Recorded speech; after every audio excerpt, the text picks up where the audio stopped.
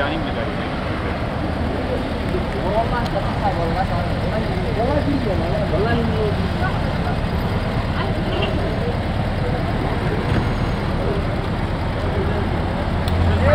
thank you. I'm not second hour. Hey, I'm good. It's good to see you. Hey. I'm Rafa's man. It's good to be here. Wow. You got it. You know the word amasaganalo, right? That's enough. Can you say it again? Yes. Des Bologna.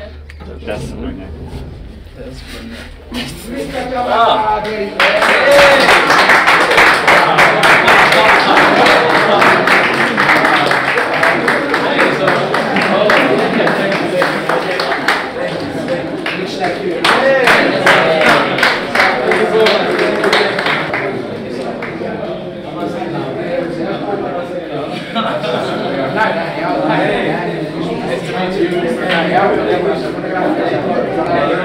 Wow.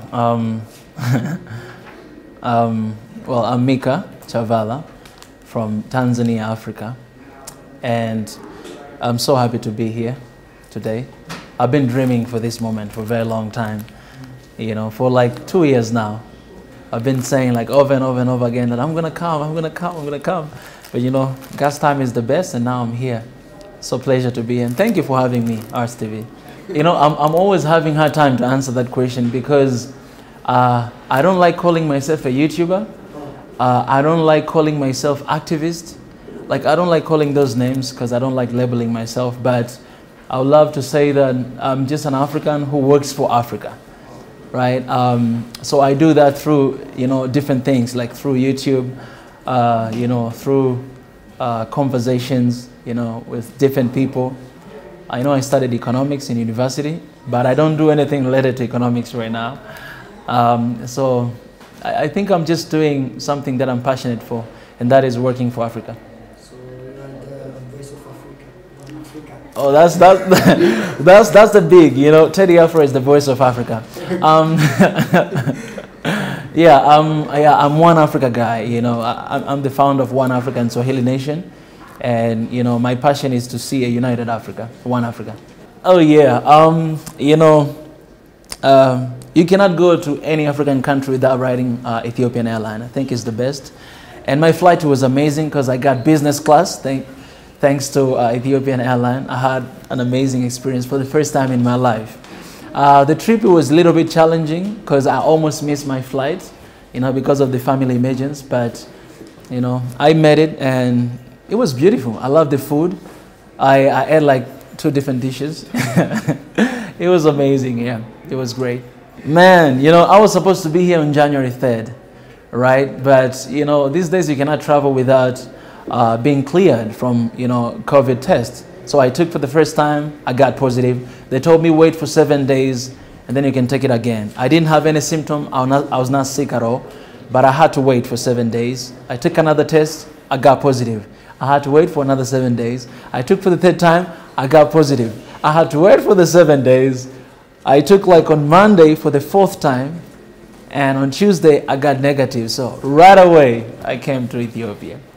Yeah, it was quite distressing, and you know, I was depressed a little bit. But you know, God's time is the best, and I'm here now. Oh man. As I said, man, Ethiopia is not my second home. It's my home right now. And, you know, when I got here, I had a feeling it's like, let's say you have been born abroad, like somewhere, you know, away from Ethiopia, and you live there for 30 years. So the feeling you have when you're coming back home for the first time, that's what I had when I got here. You know, I feel like it's like a place that I lost for so long, a place that I needed to be, but I didn't know how much it means to me until I got here. You know, the moment I got to the airport, I was like, I'm home. You know, I can't speak language, but I'm like, you know what, I'm home. I'm an Ethiopia, and this is Ethiopia, you know. Yeah. Okay. Can you speak Amharic, Mika? Amharic, oh man, I'm learning, to be honest. I just know Amasaganalo, Degna Adelsh, something like that. I know Ethiopia, I know Wodaje? Yeah, Wodaje, exactly, Wodaje. And I'm learning. I'm having a hard time because I'm learning a lot of things at the same time. But I'll get there. You know, ask me this question after 10 days. Well, they know more, you know. I said this a lot of time, you know. I think Africa, you know, Africans, we are tired. We are tired of exploitations, humiliations, corruptions, bad leadership, you know, all those kind of things. We're tired, and that's all about, you know, no more movement, and that's what it means to me. And it's amazing seeing, you know, young people standing and saying that, you know, to the Westerners, and also, you know, to things that are going on within the countries. And I think everybody should be part of it, just like me. You know, nobody contacted me and said, Mika, you should be, you know, no more movement guy. No, I just, you know, I felt it, you know, it's the time for, to speak for Africa and to defend what we have. And I just started to hashtag that. Yeah. Thank you. What about Tanzanians say about Ethiopia? Oh, that's a good question. I think a lot of Tanzanians, they don't know a lot about Ethiopia. They just know that Ethiopian girls are beautiful, right? They know that. Everybody knows that. But I don't know about guys,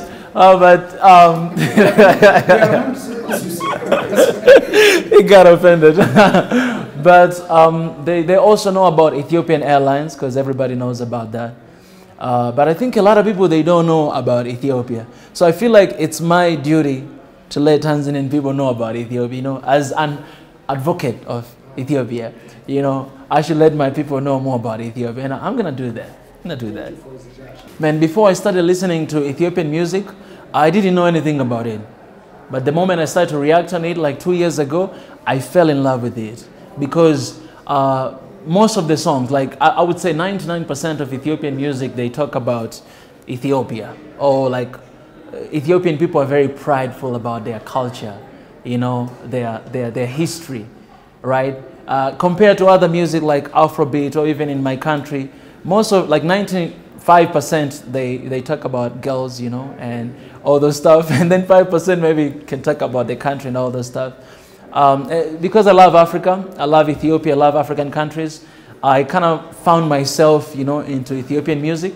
Yesterday I got here for the first time, I saw the show of Ethiopian music, man, I cried, I teared up a little bit. Because it's like, this is the music I've been listening for a long time, and this is my first time to see and to hear.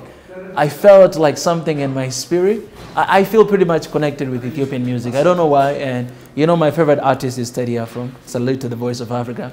Yeah, I'm loving Ethiopian culture. Is very special, and I think it's because, you know, as we all know that Ethiopia was never colonized, right? And because of that, the Ethiopian culture is pure, right? It's not like, it doesn't have any elements of the Western culture in it, you know what I'm saying? So that's like, it's the real African culture, and I love it. Yeah, man, you know, that's you know, that's my wish, that's my call, that everybody will realize that Africa is one, you know, regardless of the borders we have, or difference of languages, or the look we have, but we are one, right? And that's all about Pan-Africanism, right? Understanding that we are one regardless of all the differences we do have. And it's about time for people to understand that and to agree, because we are losing a lot of things, you know, because of, you know, individualism, and because of division that we have. Yeah, so it's my hope and my wish that we'll see one Africa in our generation. It's my hope, and my job is to let people know about what we have in common. What we have in common is more than what we have not in common, I would say that, yeah, so, yeah. Well, first thing, I think I want to address something to Africans, that we should be proud with what we have. We should be proud of our culture, our languages, our food, our movies, everything we have, we should be proud of that. If we are proud of what we have, then it doesn't matter how much Westerners they're going to try to influence us, but we'll be like, you know what, we love our culture more than we love your culture. Our culture, our country always comes first, Africa first, right?